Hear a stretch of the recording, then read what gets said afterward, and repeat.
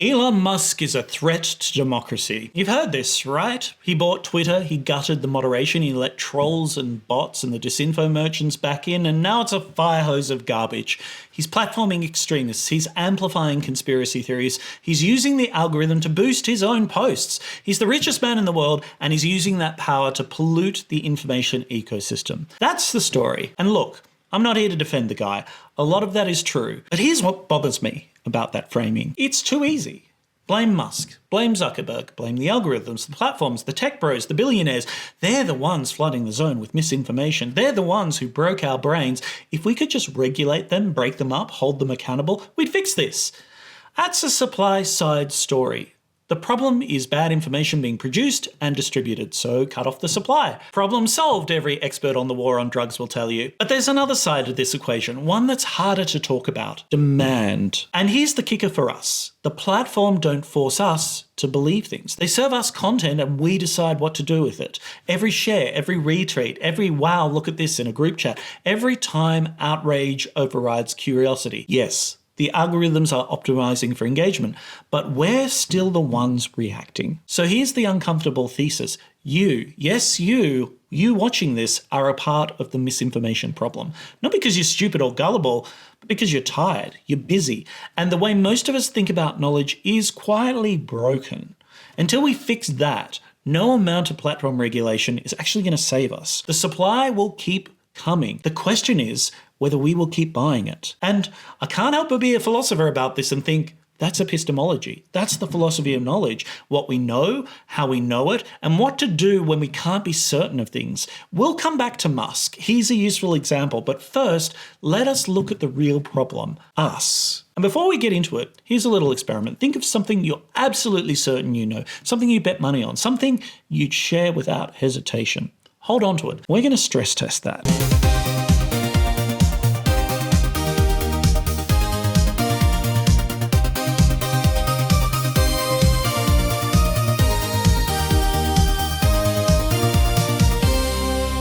Okay, so here's what we're going to do. First, I'm going to walk you through the classic epistemology stuff. As I mentioned, the greatest hits.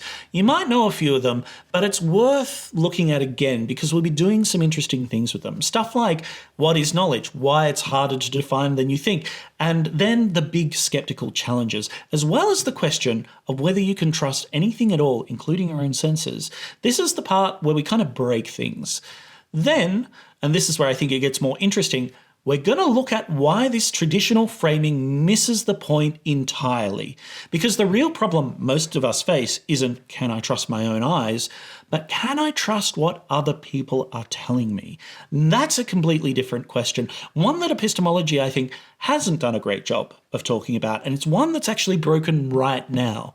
And then we'll talk about what to do about it, not the neat answer. There isn't one, but something like a way of operating, a stance that you can take. Sound good? So let's start with the basics. What does it even mean to know something? All right, let's start with something that seems like it should be simple, right? Which is, what does it actually mean to know something? Like you say, I know the sky is blue, or you say, I know my name. You say, I know the capital of France. What are you claiming when you say that? What's the difference between knowing something and just thinking it, hoping it, believing it, or guessing it, or being pretty sure about it? Philosophers have traditionally said that knowledge has 3 ingredients. First, you have to believe it. This seems pretty obvious, but it matters. You can't know something that you don't think is true. If I ask you, do you know Paris is the capital of France? And you say, yeah, I know that. You're expressing a belief. You think it's true. Secondly, it actually has to be true. And this is one of the hard ones. You can believe something with total conviction. You can be absolutely certain about it and still be wrong. And if you're wrong, you didn't know it. You just thought you did. I can believe that the moon is made of cheese. I can be very confident about that, but that's not knowledge. That's just being incorrect with enthusiasm. Third, you need good reasons, justification, evidence. You can't just guess right and call it knowledge. If I ask you what card I'm holding and you say 7 of diamonds and you're right, but you were just guessing, then you wouldn't say that you knew it was the 7 of diamonds. You just got lucky. So, belief, truth, justification. You believe it, it's true, and you have good reasons. for believing it. Philosophers call this justified true belief, and for a couple of thousand years, that was more or less the definition of knowledge. And then, in 1963, a philosopher named Edmund Gettier published a 3-page paper that kind of ruined everything. Here's the case he described. Imagine you're walking past a clock tower. You glance up and the clock says 2 o'clock, and you think, oh, it's 2 o'clock. Reasonable enough. Clocks are generally reliable. You have a justified belief. And let's say it actually is 2 o'clock. Your belief is true. But here's the twist. The clock has been broken for 12 hours. It stopped at 2 a.m. yesterday. You just happened to look at it at the exact moment when its hands frozen match the actual time. You're right, but completely by accident. So, do you know what time it is? You believe it's 2 o'clock. It is 2 o'clock. You had a reasonable justification. Normally, clocks work. All 3 boxes are checked. But something feels off, right? Most people, when they hear this, say, no, you didn't really know the time. You got lucky. Your belief and the truth were connected by coincidence, not by a reliable process.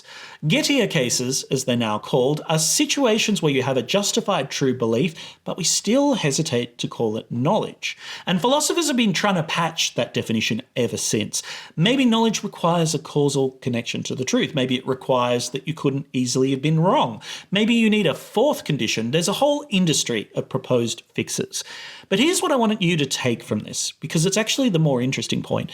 Epistemology isn't just about doubt. It's also about why being right isn't enough. The connection between your belief and the truth matters. It's not just, did you get the correct answer? It's also, did you get it for the right reasons, through a process that reliably tracks what's actually true?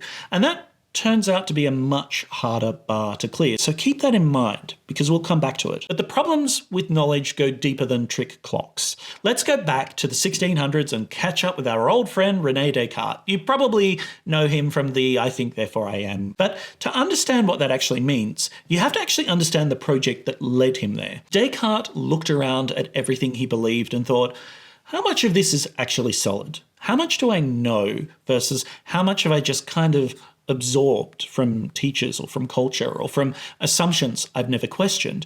And his method was pretty radical. He decided to doubt everything he possibly could.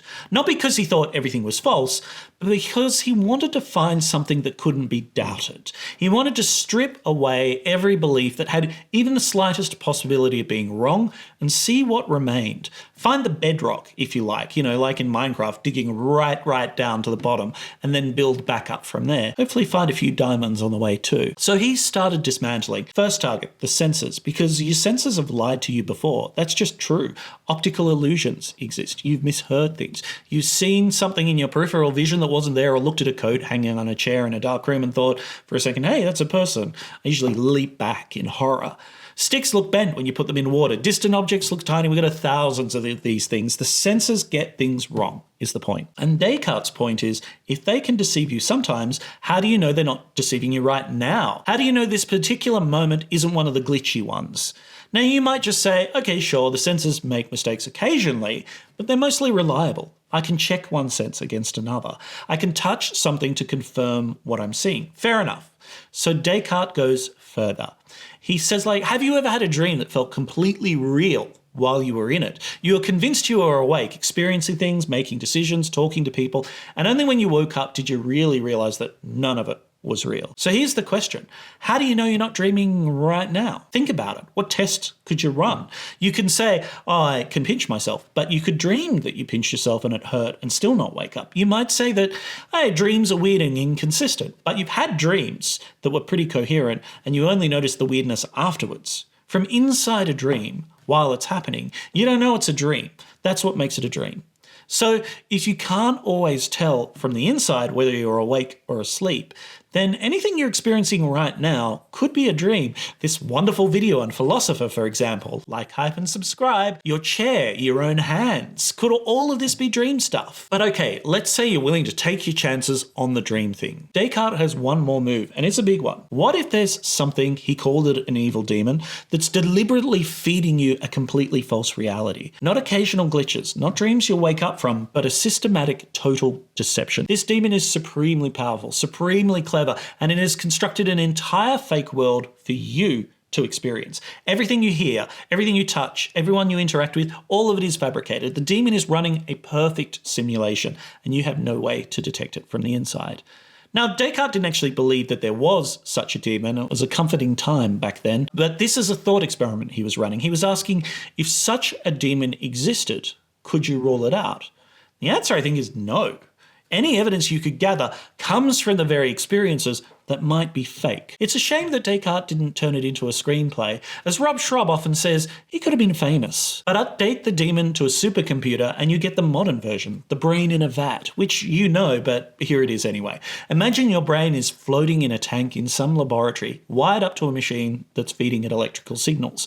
All of your experiences, everything you think you're seeing and feeling, are just inputs on the wire. Your body might not even exist. You might never have existed at all in physical space. Of course, that's the entire premise of The Matrix. We know it well. That's the screenplay that Descartes could have written all those years ago. And in it, Neo's entire life was a simulation fed to his brain. He only found out when someone from the outside pulled him out of it.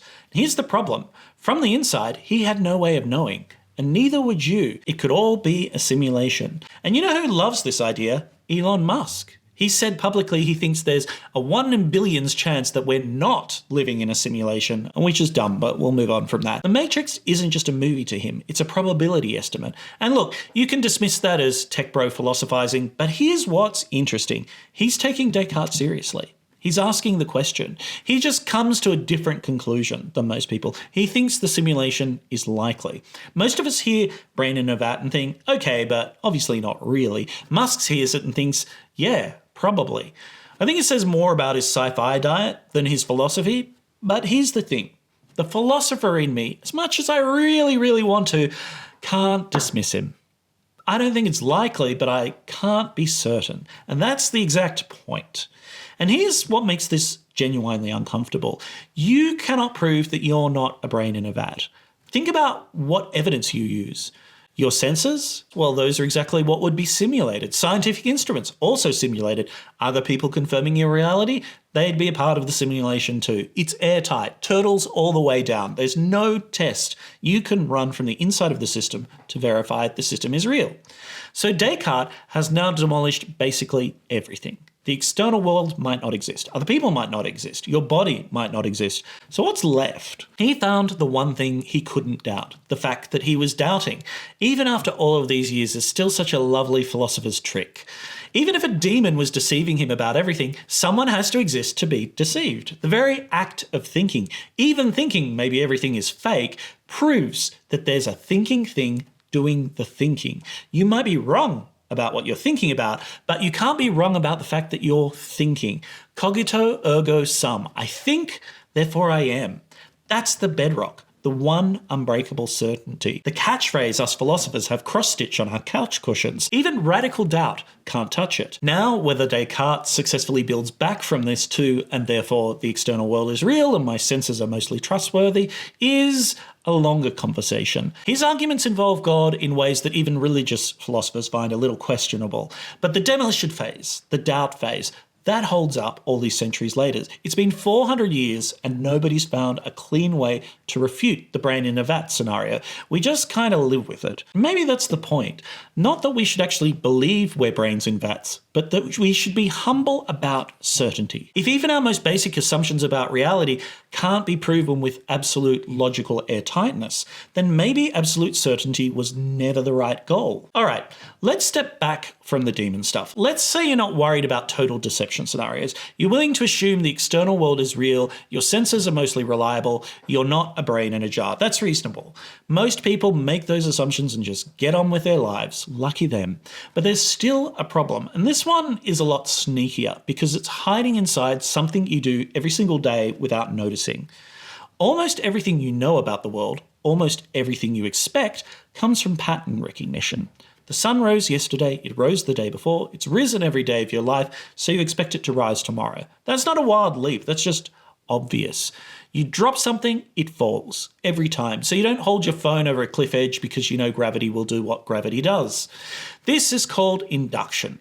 You observe specific instances, you detect a pattern, you conclude that pattern will continue. Specific observations create a general rule, which creates expectations about the future. Induction is everywhere. It's how science works. It's how you learn. It's how I cook my breakfast. It's how you navigate daily life without having to reprove everything from scratch every morning. And in the 18th century, a Scottish philosopher named David Hume pointed out that there is absolutely no way to prove that this is rational. It's kind of one of those greatest moments in philosophy, and for me, it still comes up in almost every argument.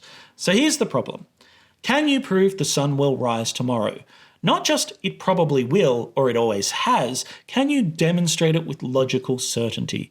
You can't derive it from pure logic. There's no contradiction in the sun not rising. The universe isn't required by the laws of logic to be consistent over time.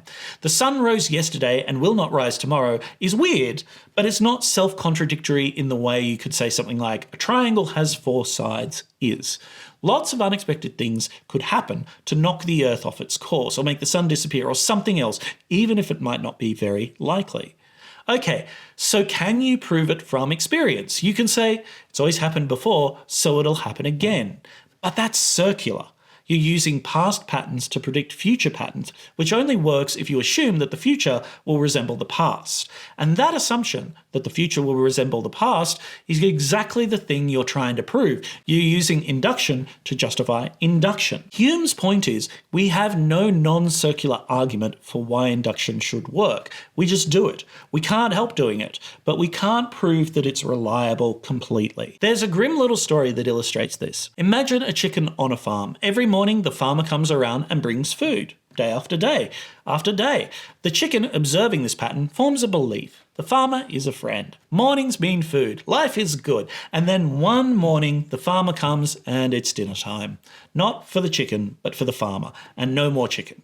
The pattern held right up until it didn't. The chicken's inductive reasoning failed at exactly the moment it mattered most, and the chicken had no way of knowing that this morning would be different from all of the others.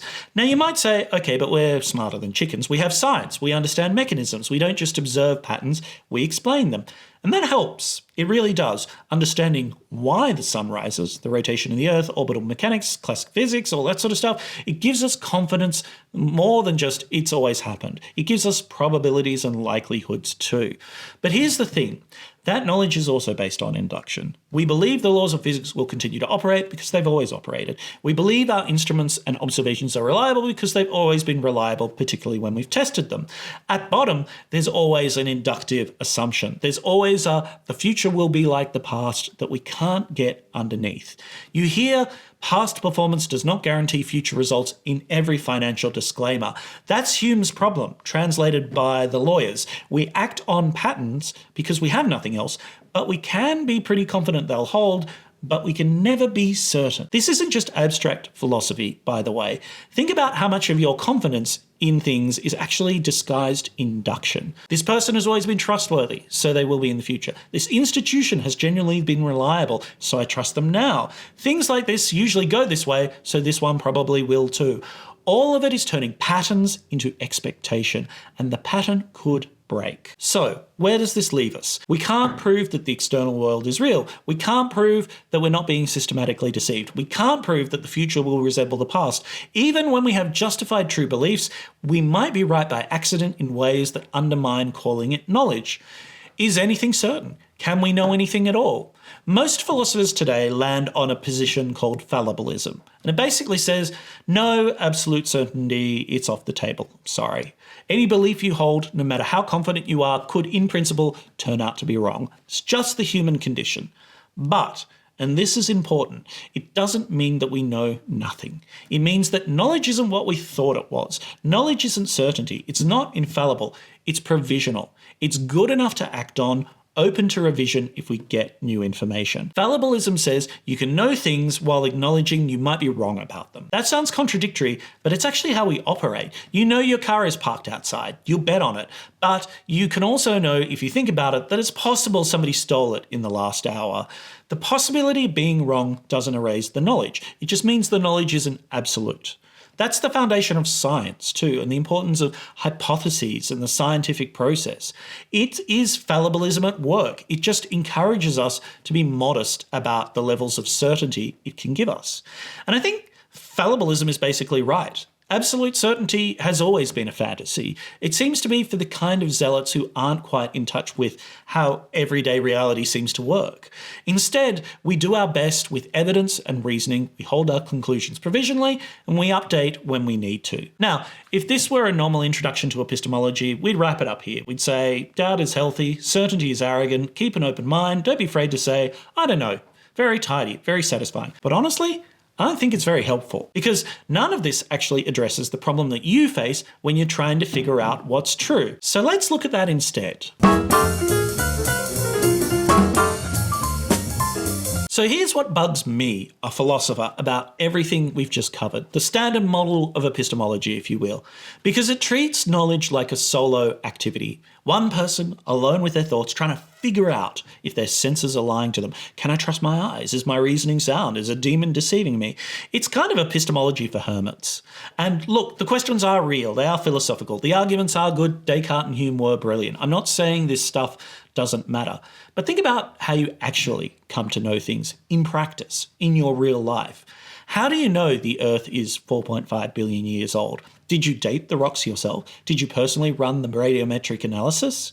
How do you know that your medication you took is safe? Did you conduct the clinical trials? Did you review the data? How do you know that what happened in the news yesterday actually happened? Were you there? Did you witness it firsthand? Of course not. You know these things, if you know them, because someone else told you. Because you read it somewhere, or as a teacher explained it, or an expert said so, or an institution certified. Doctors, scientists, journalists, textbook, government agencies, Wikipedia, unfortunately sometimes, some guy on a YouTube video. Again, like, hype, and subscribe. The vast majority of what any of us knows is secondhand, third hand, even 10th hand sometimes. Some estimates put it at over 95%, which, okay, maybe. 95% of your beliefs about the world come from testimony, from trusting what other people say, which means that the Descartes question, can I trust my senses, is almost beside the point. Your senses are fine, mostly. They're not the bottleneck. The real question is, can I trust them? Can I trust the expert, the institution, the source, the friend of a friend who shared that article, the algorithm that decided I should see it? That's a completely different kind of problem. It's not about the reliability of perception. It's about the reliability of people. Networks of people, systems that produce and distribute claims about the world. And I think if you look around right now at the state of public discourse, at how hard it is to agree on basic facts, at the way truth has become something some people fight over rather than discover together, it's pretty clear that this thing is broken. Not our eyes, not our logic, but our social infrastructure of knowledge. So let's talk about that. So let's talk about testimony. It's a philosophical term for a simple thing, knowledge that you get because someone else told you. This is different from perception in an important way. When I see a tree, there's a relatively direct connection between the tree and my experiences. Light bounces off the tree, hits my eyes, my brain does some processing, and I can have the perception of a tree. We can worry about whether that process is reliable, that's what Descartes was doing, but at least the chain is relatively short. When you tell me that there's a tree around the corner, the chain gets longer. Now I'm not just trusting my perceptual apparatus, I'm trusting yours. I'm trusting that you saw what you think you saw, that you remember it correctly, that you're not lying to me, that you're using the words in the same way I use them, which is a really critical one and often where we get caught out, and that hopefully you're competent enough to identify a tree. In short, I'm trusting you. And that's for something as simple as there's a tree over there. Scale it up to this medication is safe, or the economy is doing well, or this historical event happened this way, and the chain of trust becomes enormous. Researchers, institutions, peer reviewers, journalists, editors, platforms, algorithms, hundreds of people you'll never meet, all of whom had to not screw it up for the claim to reach you intact. So how should we handle this? Philosophers are basically split into two camps. One view, call it the skeptical view, says you should only trust testimony when you have independent reasons to believe the source is reliable. Track record, corroboration, some way of verifying that this person, this institution, knows what they're talking about and isn't deceiving you. Don't just take people's words for things. Check. The other view says that testimony has a kind of default credibility. We're entitled to believe what people tell us unless we have specific reasons not to. And this isn't naive, it's just kind of necessary. Think about, for example, how you learned language as a child. Now, you couldn't verify what your parents were telling you. You just had to trust that when they pointed at a dog and they said dog, they weren't lying or confused. If you defaulted to suspicion, you would kind of never have learnt anything. And honestly, both of these positions seem obviously true, which is a problem for philosophers, because two obviously opposed positions can't be true at once. And we have to extend that default trust just to function. You can't independently verify everything. You'd never get out of bed. Society would collapse. The division of cognitive labour, the fact that I can trust doctors about medicine and engineers about bridges and historians about the past, is what makes complex civilization possible. We offload knowledge to specialists and trust them to get it right. But that default trust is also exactly what makes us vulnerable to honest mistakes, to bias, to manipulation, to people who are confident but wrong, to people who are lying on purpose. The whole system runs on trust, and trust can be exploited. This gets thornier when you add expertise into the mix. Here's something I think we have to accept, even though it's uncomfortable. In a complex society, you have to defer to experts. There's no way around it. Medicine, climate science, engineering, economics, law, nutrition, infectious disease, nuclear physics. The world has become too complicated for any single person to understand more than a tiny slice of it. You are trusting every single day thousands of people you will never meet who spent decades learning about things you'll never learn. This is the price of living in a society with a division of labour. You are dependent on experts whether you like it or not. But here's the catch. How do you know who the experts are? If you're not an expert in a field, how do you evaluate whether somebody else is? To really assess someone's expertise in, say, epidemiology, you need to understand epidemiology well enough to judge their work. But if you understood it that well, you wouldn't need to defer to them in the first place. So what do? You rely on proxies, credentials, institutional affiliations, peer review, consensus. This person has a PhD from a good university and other experts take them seriously, so they're probably legit. And my PhD is from the best university, I promise. And those proxies, they're often pretty good. They're not nothing, but they can also often be wrong. Credentials can be bought from diploma mills or simply not relevant to the claims being made. Institutions can have biases and blind spots. Peer review catches some errors, but not all of those errors. So consensus has been wrong before. It's been badly wrong before. So now we're in a situation where you have to trust experts, but you can't directly evaluate their expertise, so you have to trust proxies for expertise, but the proxies are imperfect. This, I think, is where do your own research comes from. And I want to take it seriously for a second, because the impulse isn't stupid. The impulse is don't trust blindly. Don't just accept what authorities tell you. Investigate, verify, be an active participant in your own belief formation rather than a passive recipient. That's good, actually. That's a healthy instinct. Blind deference to authority is how you get lead paint and lobotomies and doctors recommend Camel cigarettes. Experts and institutions have been catastrophically wrong before, sometimes because they were captured by interests, sometimes because they were just operating on bad paradigms. Skepticism towards authority isn't always paranoia, and it's often warranted. And there's a coherent worldview built on this instinct. Musk is probably its most prominent advocate, so let's use him as an example. The worldview goes something like this. Institutions are captured. Experts are biased. Mainstream media lies. The old gatekeepers have failed us, so we need a new model. The marketplace of ideas. Let everybody speak, let everything be said, and trust that the truth will win because it's more compelling than lies. Sunlight, after all, is the best disinfectant. That's the theory behind how Musk runs X, for example. Free speech absolutism and minimal moderation. We don't curate, we don't censor, we just let the crowd sort it out. And there is something genuinely appealing about this. It is kind of democratic. It is anti-elitist. It says you're smart enough to figure out what's true. You don't need authorities telling you what to think. But you knew this was coming. Here's the problem. The marketplace of ideas assumes that you have the tools to sort out truth from bullshit at scale. That you can evaluate claims across dozens of fields you have no expertise in, while algorithms feed you content optimized for engagement, surrounded by bots and bad actors and people who are confidently wrong. That you'll do this calmly, carefully, repeatedly, every day, forever. The marketplace of ideas works great if everybody's a careful shopper and has the time to go shopping. It collapses if most people are grabbing what's ever nearest the door. And let's be honest about what do your own research means in practice. It means that you, without training in the relevant field, without access to the primary data, without statistical experience perhaps, are going to evaluate complex empirical claims by reading articles and watching videos and scrolling feeds. You're not doing research, you're just doing a search. And then you're trusting whatever results feel right, which usually means whichever results confirm kind of what you already believe or had a hunch about. That's not escaping authority. That's just switching authorities you defer to, except the new ones are kind of less credentialed, less accountable, and selected by an algorithm optimizing for engagement, not accuracy. I think actually community notes is interesting here too. It's the one feature on X that seems to sometimes genuinely help. And it's a demand-side intervention. It's not the platform deciding what's true, it's the users adding context to claims, annotating posts, correcting misinformation, kind of peer-to-peer. That's actually pretty good, I think. But notice it only works because some users are doing the epistemic labor.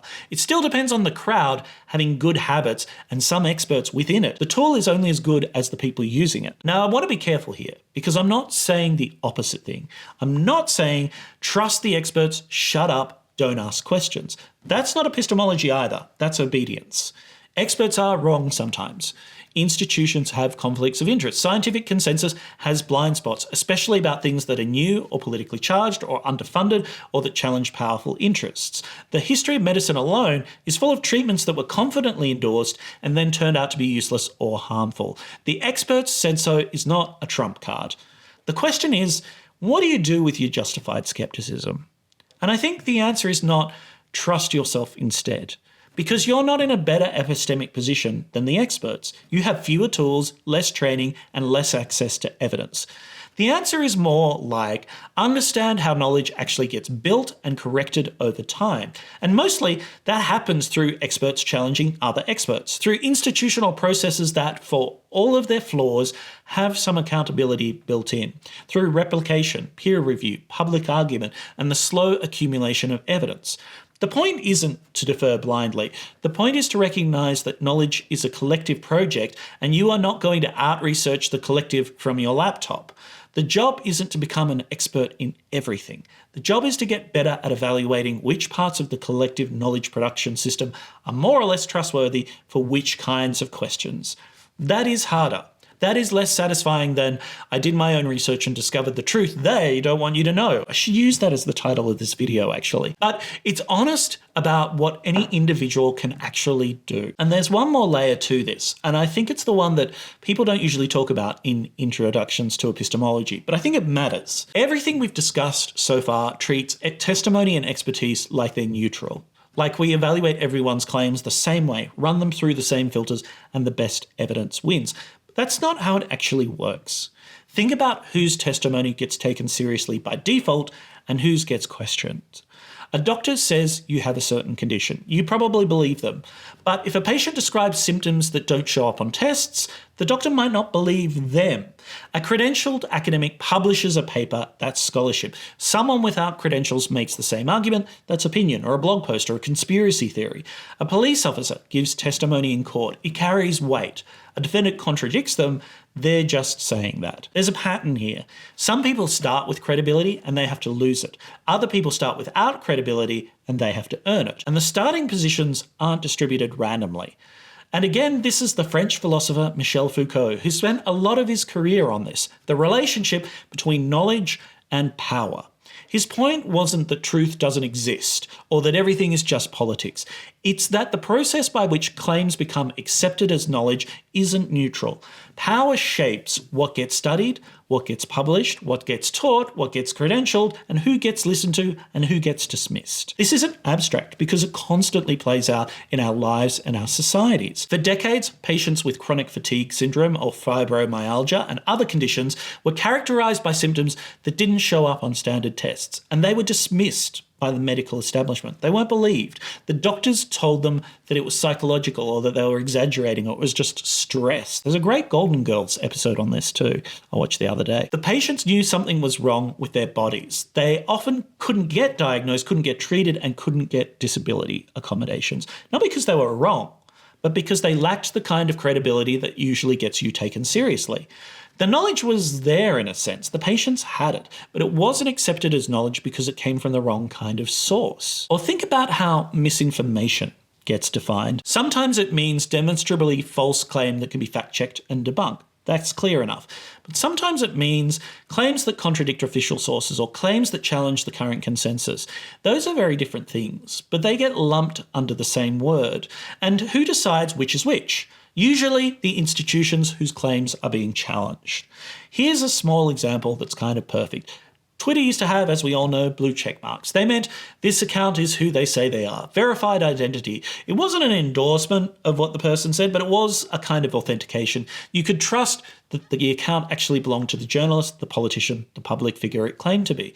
Then Musk bought the platform and turned the check mark into a paid subscription. Now blue check means this person gave us $8 a month. Think about what that did.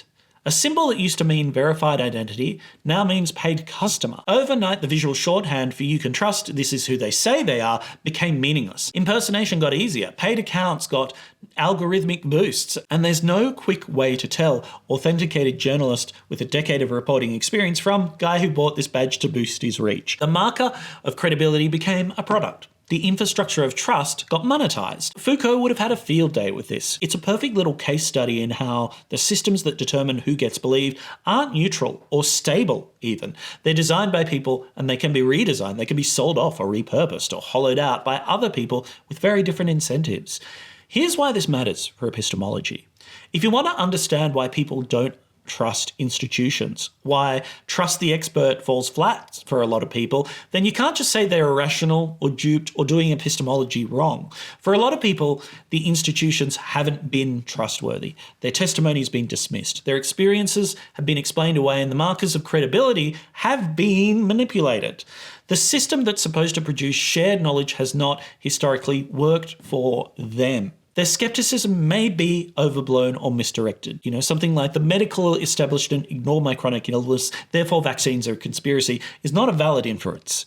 But the underlying distrust isn't irrational. It's a response to a real history. So if we want to rebuild shared epistemics, shared ways of figuring out what's true together, we have to grapple with why those shared systems lost credibility for so many people.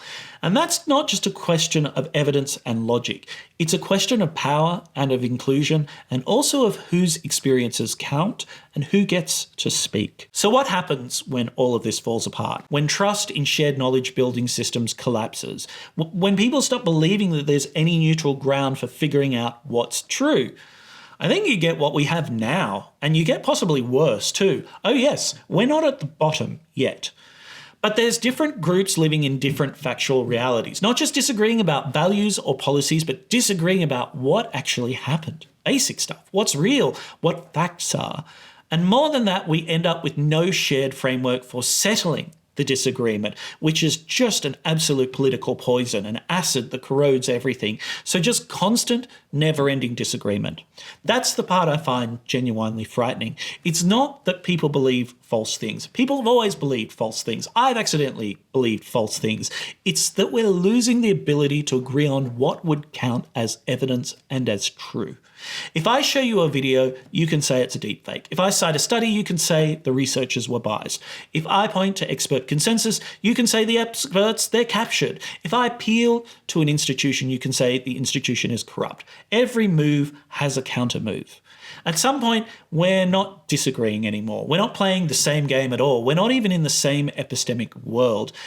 And I don't have a tidy solution for that. I'm not sure anybody does. But I think naming it clearly is at least a start.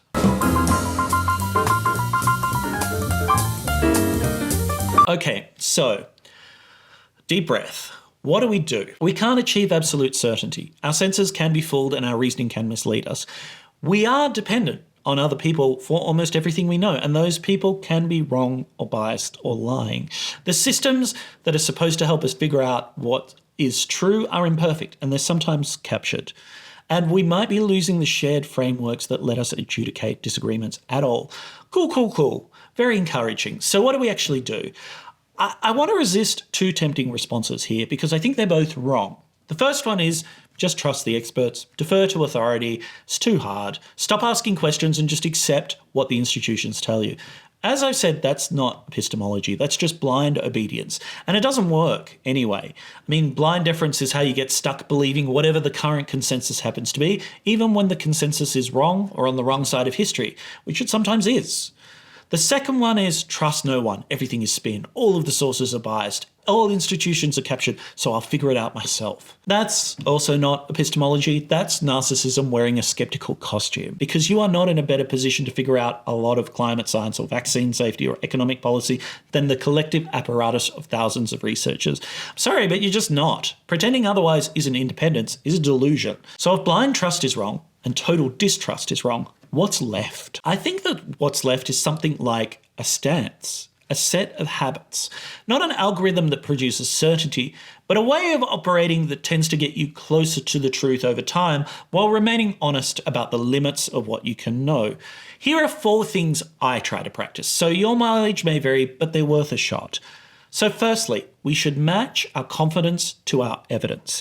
Now, this might seem obvious, but almost nobody does it. The norm, especially online, is to perform certainty, to speak in absolutes, to act like you know because admitting uncertainty looks weak. But think about how weird that is. You maybe spent like 30 minutes reading about some complex topics, maybe economics or medicine or foreign policy, and now you're as confident as someone who spent 30 years on it? That doesn't make sense. The move is to actually calibrate. Something like, I think this is probably true, but I'm not certain. The evidence I've seen points this way, but I haven't looked at the counter-arguments carefully, or I don't know enough about this to have a strong opinion. That's not weakness. I really do believe that it's just honesty, and it leaves you room to update when you learn more, rather than having to defend a position that you've staked out prematurely. The second one is we should triangulate, which means don't trust any single source. For anything important, look for convergence.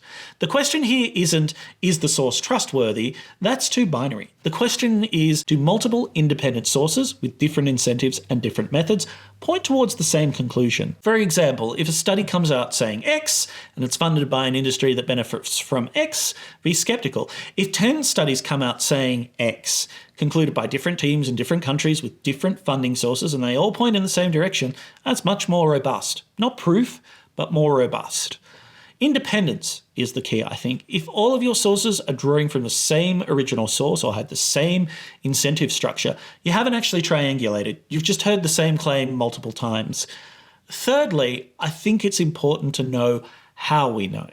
This is a weird one, but I think it's important. For any belief you hold strongly, can you trace it back to how you came to believe it? Did you read a study? Which ones? Did you hear it from someone? Who?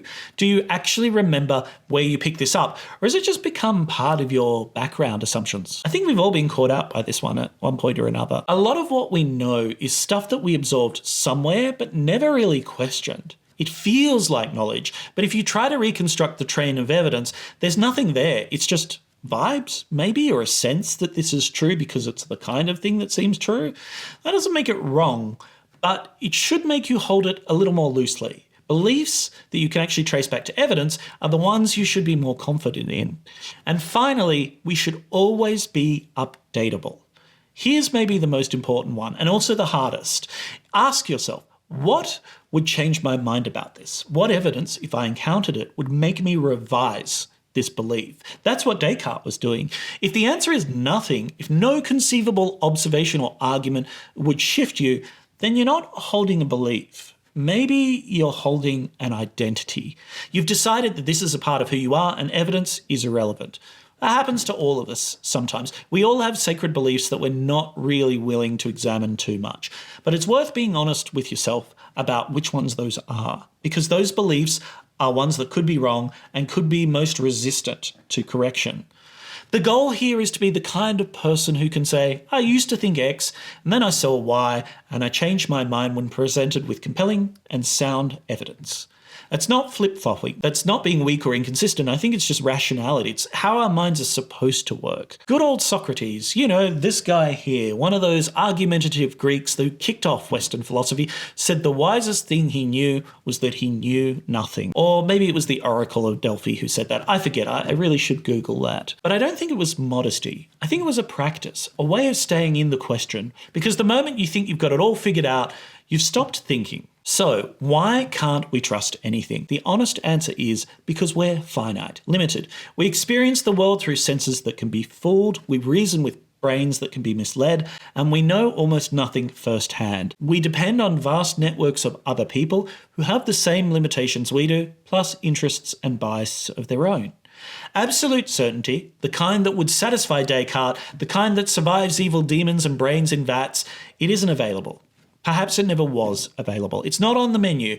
Even Musk, for all of his confidence about simulations, can't be certain. That's one thing he got at least slightly right. But I don't think it's a reason for despair. We've never needed that kind of certainty. What we need is knowledge that's good enough to act on, to build with, and to live by. Provisional knowledge, revisable knowledge, knowledge held with appropriate humility about its limits. That's available. It's just harder to get than we like and more fragile than we prefer. The deeper point, the one that I hope sticks with you, is that knowledge was never a solo project. You're not a lone mind trying to figure out reality from scratch. You're embedded in communities, in institutions and traditions that have been building knowledge for centuries. Your individual contribution is small. Your dependence on the collective, though, is enormous. Which means that the health of that collective matters. The social infrastructure of knowledge, the systems by which claims get checked, errors get corrected, consensus gets built and revised, that's not someone else's problem. That's our problem. That's the water we're all swimming in.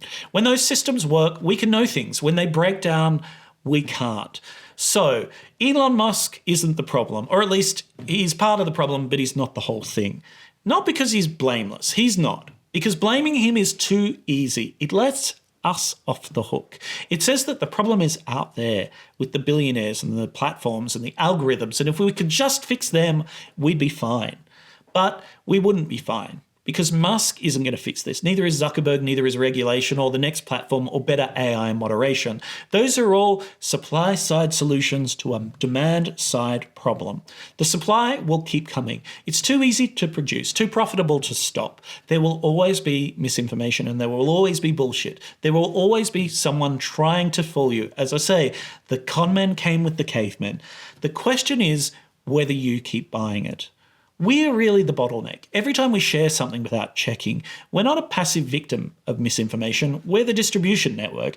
Every time we let the outrage override curiosity, we're being the demand that the supply is meeting. And every time we perform that certainty about something we haven't actually really verified, we're part of that problem. That means that we're also part of the solution, not by becoming a paranoid cynic who trusts nothing. That's just as broken, but by building the habits that we talked about. Calibrating your confidence, triangulating sources, knowing how you know, being updatable, doing the work. It's not glamorous, it's not a fix, but it's a great practice. So remember at the beginning when I asked you to think of something you were certain you knew, something you bet money on, something that you'd share without hesitation. How's it holding up? And should you have taken that bet given everything we just went through? I'm not saying you're wrong about it. You may be right. But if this video has done its job, maybe you're holding it a little more loosely now. Maybe you've thought about where that certainty came from and whether it's earned. Maybe next time before you hit share, you'll pause for a second. That's not a loss. I think that's what epistemology feels like when it's working the right way. But that's it for now. So until next time, be wise and be kind and have a real hard think about that Descartes screenplay.